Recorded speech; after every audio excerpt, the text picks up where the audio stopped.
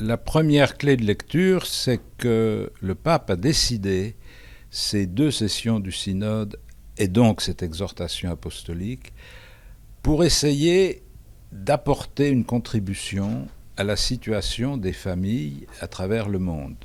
Situation qui est souvent une situation difficile, soit pour des raisons de mœurs, comme c'est le cas dans les pays occidentaux, soit pour des raisons économiques, soit pour des raisons politiques, de violence, etc. Bon. Et donc le pape pensait et pense et dit dans l'exhortation apostolique que l'expérience chrétienne du mariage et de la famille est une espérance pour toutes les familles, c'est-à-dire les chrétiens qui essayent et qui réussissent assez souvent, il faut le dire, à vivre l'idéal de la famille chrétienne, représentent une chance pour ceux qui les entourent. Peut-être qu'ils n'y arriveront pas, peut-être qu'ils ne pourront pas faire la même chose, mais en tout cas, ça leur montre que c'est possible. Donc ça, c'est la première chose. La deuxième chose, c'est que si nous voulons aider les familles, il faut que nous soyons le plus proches possible de leur expérience, que nous soyons capables de les regarder, de les écouter, de travailler avec elles et de prendre conscience que chaque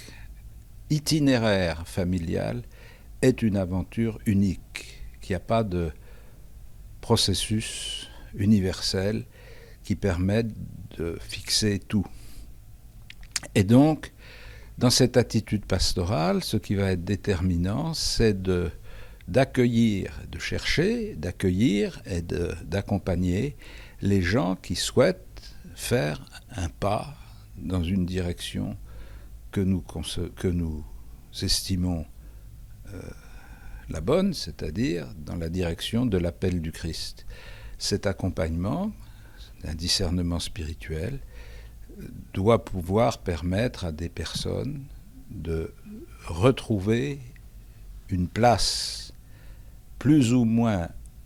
accomplie, plus ou moins plénière, mais une place réelle dans la vie de l'Église.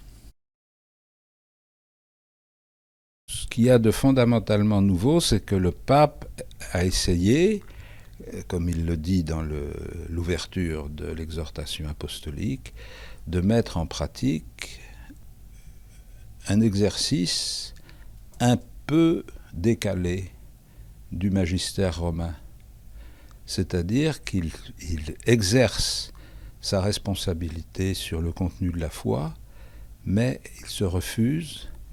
à ce que les décisions pratiques qui concernent des situations différentes à travers le monde soient toutes centralisées par une congrégation romaine. Il ne répond certainement pas aux questions que les gens posaient, ou en tout cas, il n'apporte pas les réponses qu'ils attendaient, parce que il y avait quelque chose, je pense, d'un peu illusoire dans cette attente, c'est-à-dire de penser que le pape allait d'un seul coup lever toutes les difficultés,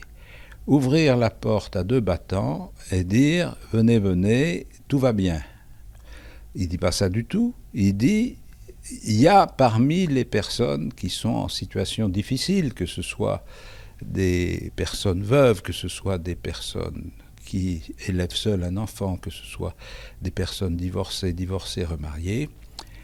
Chez toutes ces personnes, il y a une attente plus ou moins reconnue, plus ou moins nourrie, plus ou moins acceptée. Et si cette attente existe, si elle est vraiment authentiquement vérifiée par la manière de vivre, alors on doit l'accompagner le plus loin possible.